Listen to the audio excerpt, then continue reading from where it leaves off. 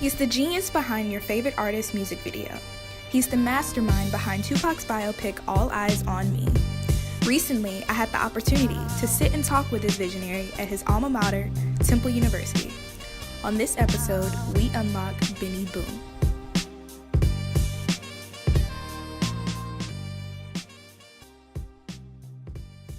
Okay, so hi. How you Thank doing? you so much for coming here. Thanks for We're honored having to me. have you. Appreciate it. Thank you. Why do you feel like it is so important to share your expertise with the Temple community? I think that, the students in the school has to see what happens after graduation. It's very tough. I know when I graduated, they always tell you, there's no jobs there and you're going to get out of college. And it's like people that never went to school, they always say, oh, school's a waste. Mm-hmm. And, I think it's important to see that the training ground for the adulthood happens in college, and it's with jobs, with life, with all those things. And if you have any sort of margin of success at what you do, I think it's important to show, and to give people some hope and say, hey, if he could do it, then I can do it, Right. Yeah. Can you talk about the process of you from being a college student into transitioning into the director that you are today? It was a long process. I honestly worked my way from the bottom. Getting out of Temple, graduating from Temple, what I took with me was just the knowledge of filmmaking, but I wasn't able to apply it right away. I worked as a production assistant, an intern, for several years, and then became an assistant director, an AD, and got the opportunity to direct. Mm-hmm. And so that was about a 7-year process. So I think for some people, the process is shorter. Mm-hmm. Everybody's journey is different. Right. But for me, that's what happened. And along the way, I never lost focus. I didn't really have a B plan. Mm-hmm. So it was. And I do remember thinking to myself, like, how many people have come from Temple to go on to direct? And at the time, I graduated in '94, so at the time there was not a lot that I can, remember. So I wanted to be one of those people. Okay. Yeah. You mentioned that you graduated in '94. So is there something that you wish you had known back in college? We ain't got the time. Jeez. Oh man, what do you tell your younger self?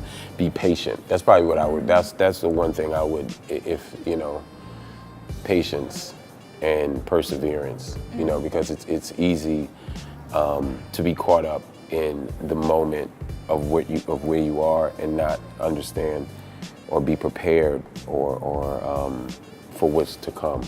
So, and when I say that, I mean, I know I always wanted to be a director. Had someone said, it's going to take you 7 years before you direct your first video, you wouldn't be, that information. So you have to just be patient and know that every step is a building block towards where you're trying to go. Mm-hmm. And that's what I would tell myself. Just be patient and do the best every time you get hired. Do the best job you can do. Show the people how serious you are and how important it is. So, yeah. And in an interview, you mentioned that you wish you had known not to be adverse to change. Mm-hmm. And what do you feel like was a huge turning point throughout your career? When did I say that? I'm trying to think. It was a BT interview. Uh-huh. So I think it was 2016 or 2017 probably, more than likely. Was it when was it the thing where about the trophy? Mm-hmm. Okay, I'm trying to think of what I said exactly. But you're paraphrasing what I said, yes, right? So what was it? You said not to be adverse to change. You feel like that it was something that you... Oh, I know what it was. Okay. Yeah. What it was about was, I was speaking just about like music videos and styles and like music changes. And I think that sort of dictated a visual style that changed, so like in the 90s, the sound of music was very big. Mm-hmm. And so the visuals for that were very big and electric and expensive looking. And now that everyone's sort of, everything is digital and homemade, and I'm not saying that in a bad way, but it's sort of like done at home. You don't have to go to a big studio to make an album. You can do it. Guys don't even get in the booth anymore to rap. They stand in the booth is right near the board and they just talk and they can clean it all up. That changes things. And so visually things have to change as well, because you can't keep doing the same style that you had, 10 years ago because it worked then. If you try that, now it's just not going to work. So that was what I was referring to. You just can't be adverse to change, because and when you're in this medium, people want to see different stuff, even from you. If you're constantly giving them the same thing, then you just burn out and no one wants to see it. So how has being Black affected your career? That's interesting. There's been instances where I was put in a position,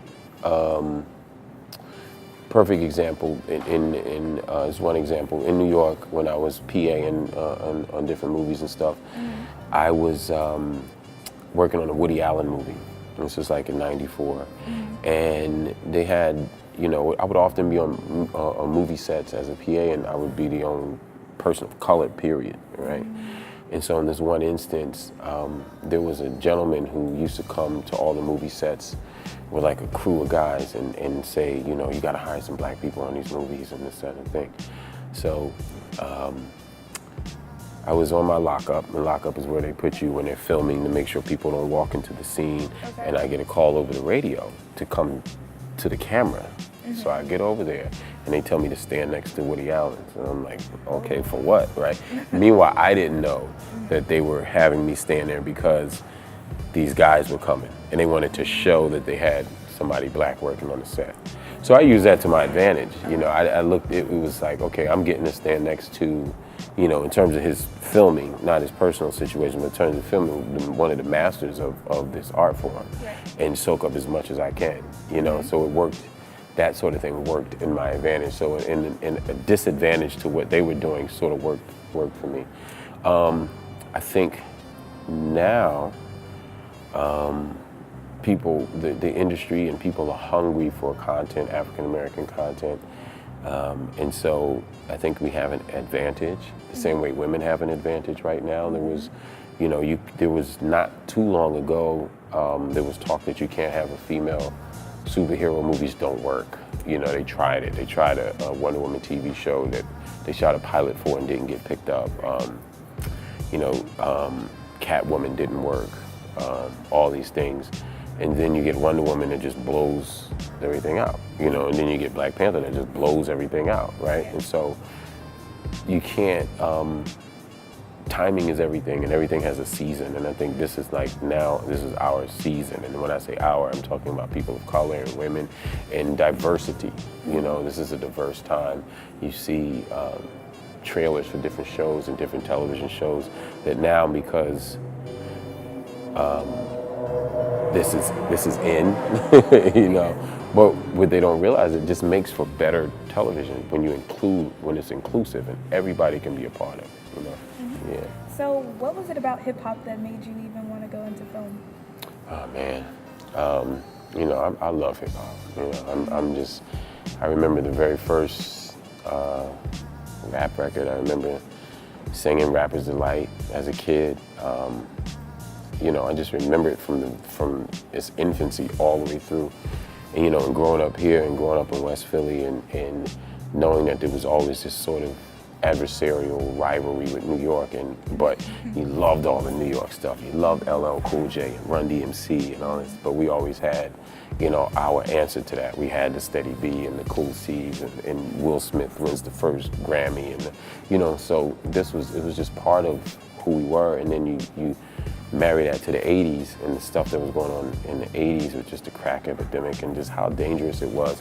The soundtrack to that time period was hip hop, right? And I remember when you had to get a cassette tape on Saturday afternoon and they only played rap on AM station with Lady B from 12 to 6, and you just sat there with your tape and you recorded, then you turned the tape over and you recorded, and then you went to like 2 or 3 tapes. Wow. Yeah, and if you did the whole thing and you try to stop when the commercials came and then start again, so you just Wow. So yeah, cassette tapes. That's wild. AM radio. I'm talking like ancient stuff right now. Who can you credit to helping you throughout your journey? Oh man, there's so many people. I mean, the school, I could credit the school in general, Temple University. If I had to pick certain individuals. I mean, there's just so many people. Like, it's so many. You know, Channel Live gave me my first music video to direct. A guy named Adam, who was a Temple alumni, he worked for Spike Lee, and he was the one that hired me as an intern when I graduated. Yeah. So we, by a happenstance meeting on the subway and the train in Brooklyn, we just ran into each other, and I told him I was looking to, you know, to get into the business, and he remembered me from class. He was a few years older, but we had one class together, and you know, it's a lot of different people. You know, a lot. Yeah, it's a lot. It's a lot. Of the many different music videos that you've directed, which have been your favorite? Let me see. Made You Look by Nas was one of my favorites, only because we had we shot that video with no permits and no anything, so we had like 4 vehicles. We rode around the city, jumped out with the cameras, shot the scenes, and we had to make all these phone calls ahead of time, like to have people out there and actually to get permission. You know, New York was sort of divided at the time between Nas and Jay-Z. And so, you know, for us to shoot in Brooklyn, where I lived in Brooklyn at the time, so we shot on my block, which was the street over from where Biggie lived, who had grown up. So we had no problem shooting there, but to go to the Bronx, we had to call Fat Joe, and then to go to, yeah, it was interesting. It was interesting, yeah. Harlem, we had to make phone calls and stuff like that, yeah. Thank you so Okay, much all right, for cool. sitting down with me. Yeah.